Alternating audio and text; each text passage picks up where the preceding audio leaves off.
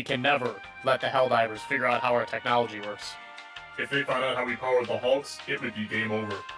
Or the dropships? Oh my god, they would win. Hey, where did that giant can of soup come from? The Trojan horse is alive and well. No one expects the Helldivers spy in the can of soup. I promised in the last video, so today we are talking about the technology of the Automatons and how all their weapons work, how automatons are made, where they came from. This is going to be a deep dive into all that good technology from them. Actually, wait, no, evil technology. Automaton's bad. My bad. But to properly talk about automaton technology, we need to know where they came from. And they were developed from the Cyborgs of the First Galactic War on Cyberstan. And a little history lesson about them, which I have covered in a previous video, so I'm going to cover it briefly here. The Cyborgs of Cyberstan were kind of developed from the citizens of Super Earth. Super Earth sent people to Cyberstan, a very cold, very harsh mining planet, in order to mine up resources for their war effort. But of course, people of Cyberstan did not like the cold, harsh environment, so they started to adapt their bodies to be able to survive better on this planet. They augmented themselves with new limbs, robotic arms, and stuff, to make themselves survive this environment better. But as they added more tech to themselves, they slowly lost their humanity and decided that they wanted to rebel against Super Earth. In order to facilitate this rebellion, the cyborgs started strapping more weapons onto themselves rather than just tools. Originally, a lot of their augmentations were based around mining, because this was a mining planet, so they had like saws and whatnot, which you do see on some of the enemies in Helldivers 1. But they also started strapping guns to themselves, making larger weaponized things because they wanted to fight back. But in the end, as in fact we're in the Second Galactic War and not still the First Galactic War, Super Earth was able to push the cyborgs back to their planet of Cyberstan. For Super Freedom never sleeps! It's a democracy! Whew, sorry, I got a little super democratic there. Oh, sorry, that was a horrible pun. Now, they didn't totally wipe them out because they, well, still wanted them to mine on Cyberstan because they needed those valuable resources. They, re-contained them to Cyberstan and decided to continue to have them working. And over the next 100 years, of course, the residents of Cyberstan got quite upset about this, and in secret, they were working on something far greater than they ever had the First Galactic War. They were working on the Automatons that they would use to finally free themselves. And this leads to our first piece of technology I want to talk about for the Automatons. The Automatons themselves. Let's take a look at the basic trooper here. It looks very humanoid. You know, it's got 2 arms, 2 legs, head, body, and a gun. Very humanoid, very simple. And the official statement from Super Earth said that these are fully mechanical beings and they have no brains or anything whatsoever in them. Now, there's a few reasons that I don't think that's true. I don't think that these base level automatons are truly mechanical beings. They've got some things about them that just don't add up for that. One thing you'll notice is when you take out these automatons, there's red goo that goes flying all over the place, which, yes, it could just be red tinted oil. That's entirely possible. But with some more things I'm going to talk about here, I think that lines up more to being some form of blood, at least, that they have in there. Now, the first reason that the automatons most likely still have some human parts in them, like, you know, a brain and a heart and stuff, is because you'll notice when they're marching, they kind of sing a marching song, which is interesting. I'll play it here real quick. Hey, before we get to the song, I see you sitting there not subscribed to the channel. What are you doing? You love the channel, right? If you hit that subscribe button, I'd be so happy because it truly is the best way to support me. All right, thanks, and back to the song.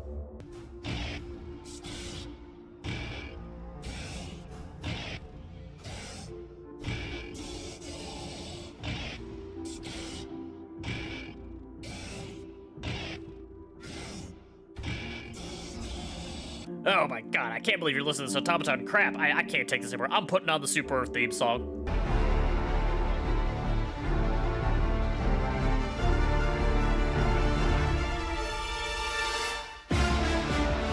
Okay, yes, Grandpa, I get it. They're the enemy and stuff, but we're talking about the enemy. You can't just blast Super Earth music whenever. We're getting back to the video. Get out of here. Now, you'll notice in the song, while it does sound very robotic, there's some words you can make out in there. And specifically what I want to pick out is they say heart steel, it sure seems like. And it seems like they're pointing to the fact that they are not truly mechanical. Yes, they mention steel there, and they are mostly made of metal. But they say heart, like that they specifically have a heart. And related to this song as well, it feels very human for the automatons to have a marching song. Like, if they were truly fully mechanical, Why would they bother having a marching song? They could communicate purely through just code and whatnot, and they don't need to be chanting something like this to keep them marching and keep them fighting. This points to this being a marching song made from the Cyborgs or something like that they worked into these new automatons to keep that little bit of humanity left in them. And another reason that I think these automatons do have some human parts in them is because a few months into the game, they added something called the bioprocessors that the automatons have. These are objectives you destroy on the map, and they are in fact processing up, biological matter, like, human bits and whatnot. So it raises the question of, why are they bothering doing this? The original theory, before these bioprocessors were discovered, was that all the human bits you see lying around the map, the automatons are just programmed to do psychological warfare. They want to freak out the Helldivers, they want to freak out Super Earth. So if you come in there, there's just all sorts of horrifying sights to look at. But these bioprocessors, well, yes, definitely horrifying, point to more a reason why they're collecting people. I suspect that they're using these bioprocessors to A, harvest brains to put into the automatons to run them, and B, harvest the blood to help power these automatons. One of the most powerful computers known to humanity now is in fact the human brain. It can work much, much faster than any computer we've developed yet, and it has such a massive power to retain memories or retain information.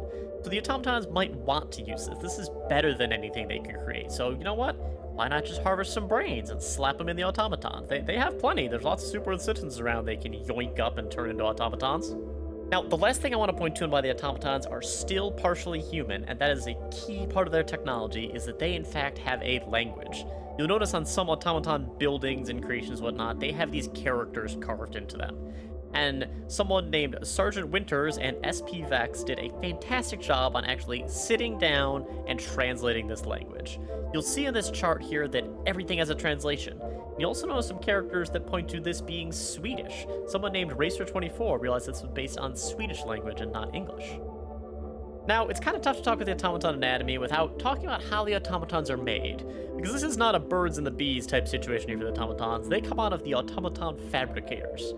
You'll notice that all the automatons that come out of these fabricators are just the more basic units, just the basic troopers. You don't get Hulks walking out of these fabricators and stuff, so I think most likely, since these fabricators are littered all over the battlefield and all over of Super Earth's planets that the automatons are invading on, these fabricators are most likely just making the basic troops because they get the arms and legs and stuff shipped in, and with, the bioprocessors and stuff where they're yoinking the brains out of people, they take said brains and stuff and slap them right into these empty automaton bodies that are these fabricators. And the more advanced units, like the Hulks and the tanks and stuff that are larger and harder to make, they're made on further back planets in larger forges and stuff that can't be easily set up, and then those larger units are delivered to the planets they're invading. Okay, that was a whole lot more on just the anatomy of the automatons than I really intended for the video, so we're gonna move on. Let's talk about the automaton weapons now. Now, the first weapon I want to talk about from the automatons is their lasers. I say lasers with question marks because I don't think they're truly lasers. The Helldivers get true lasers. They've got like the guard dog backpack that has a laser it shoots out of it, and it is always right on the target it's aiming at, and it's instantly there because it's, moving at the speed of light, like a laser does. The automatons, you'll notice their projectiles take time to fly, meaning they are in fact not lasers and not light. But if these lasers from the automatons aren't really lasers, what are they? I think they're more comparable to the blasters that you see in Star Wars, which we can break down real quickly. These blasters actually shoot plasma out of them, which is superheated gas to the point that it changes to the fourth state of matter, plasma, and then it launches them at the enemy at a speed that is in fact less than the speed of light. We take a quick look here of this breakdown of a Star Wars blaster. You notice that it's got a gas chamber where it holds this gas, and an energy source where it superheats it and then shoots it out. The automaton lasers probably operate very similar to this. They use a gas that they shoot out of them, which is why you'll notice that, in fact, eventually the laser turrets you get on, they'll overheat, because they're heating up this plasma, and eventually it overheats the gun. This means that for the automaton guns to function, they likely have to have a big power source in them. So whether that's built into the automaton bodies themselves or just the gun, we can't know for certain. I suspect for the low-level ones, it's just built into the gun because it can be small enough to work. But for the bigger ones, like the Hulk, they probably have a power source built into them to power this much larger plasma cannon.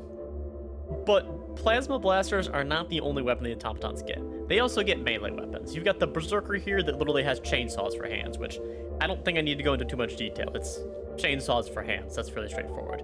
You've even got far simpler melee weapons with the Devastator, who literally just has big fist he hits you with. And I don't think I need to cover these anymore. They're fairly simple. All right, on to the next topic. Okay. I know I'm a spy and everything, and we need to steal the secrets of the automatons so we can fight them better, but you think the best way for me to steal their secrets is to hide in a giant soup can on their planet and just start biting stuff down? Yeah, pretty much. Why would they ever suspect soup? I can't believe I'm saying this, but you make a convincing argument. No, they wouldn't expect soup. They're automatons. They don't eat soup. They're not going to bother with opening the soup or anything. Okay, fine. Put me in the can, send me over there, I'll get what you need. Do any of you guys know where this soup came from? No, but I think we should probably put it in our meeting room where we discuss our top secret technologies.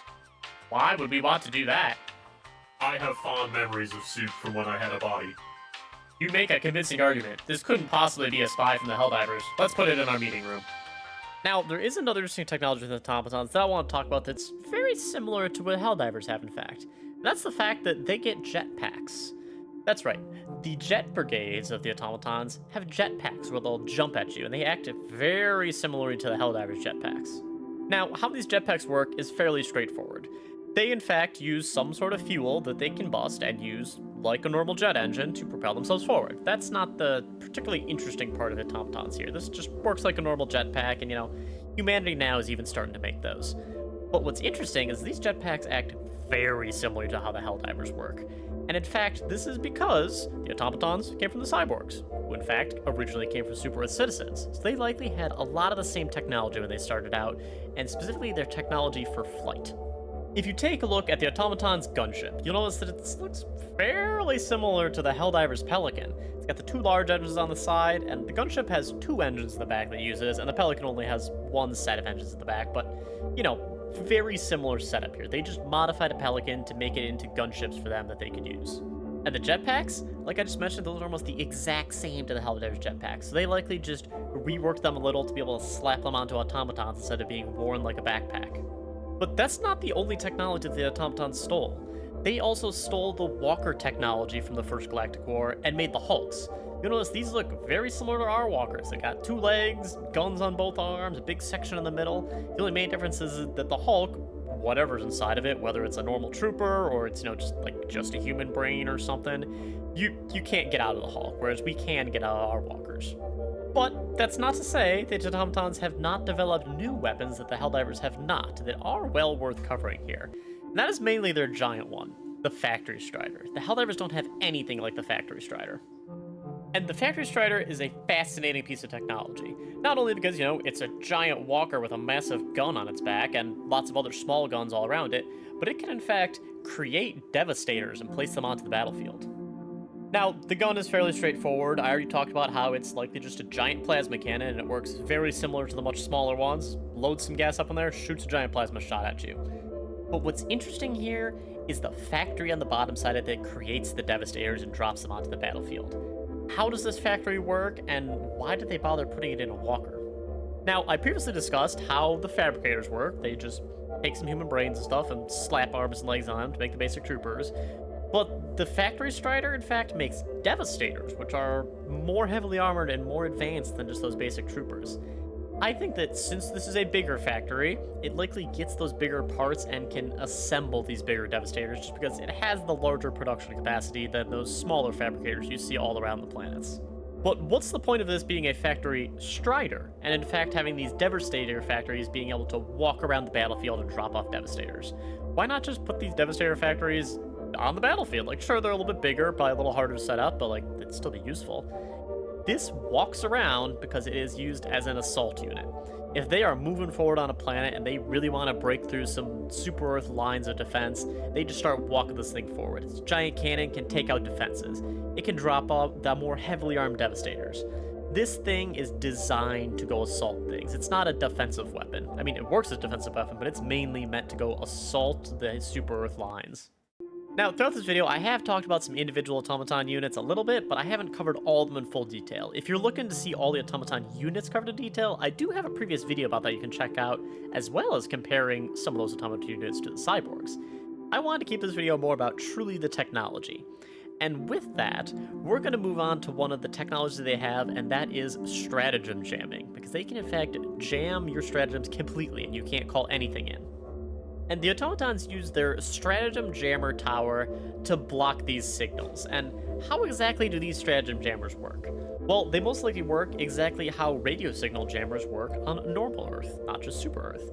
They just put out such a large signal on the same frequencies that the Helldivers use, and just way overload that with just not useful information. They're sending up the Super Destroyer pictures of cats and stuff, and they just can't get the signals for the stratagems because they're so overwhelmed with all this data that's being thrown out. But I don't think this is the only way the automatons are using their radio signal technologies. They're not just trying to block you from calling in stratagems. The automatons also have something called the detector tower, which slowly spins around and seems to scan for Helldivers. Now, it's likely using two technologies. Obviously, it's got this large red beam, so it's likely using visual information to say, hey, look, there's a Helldiver running over there. But I think these detector towers also use their radio technology to try to pick up Helldiver signals. So they say, like, ooh, I'm detecting a signal from a Helldiver's radio over there using it to talk to their Super Destroyer. Quick, call in a dropship. But I've mentioned throughout this video a few times, the automatons have to power things. Obviously, they need some sort of electricity. You'll notice, like, the Hulks have a giant glowing thing on their back. The tanks, when they turn on the back of the turret, they've got a giant glowing thing. And the stationary turrets also have a giant glowing thing on the back. This is 100% their power source. But how does this power source most likely work?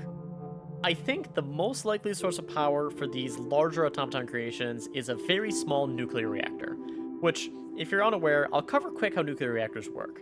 They don't just use nuclear fuel to magically create energy. They use this radioactive fuel to heat up water into steam, run the superheated steam through a turbine, which spins and powers a motor, like many other sources of power generation, and then it cools off that steam and sends it back into the system to get heated up and start everything over again. So I think on these automaton creations here, the back we see is not just a big battery or something. It's actually a radiator for this superheated steam to cool off and go back into the system.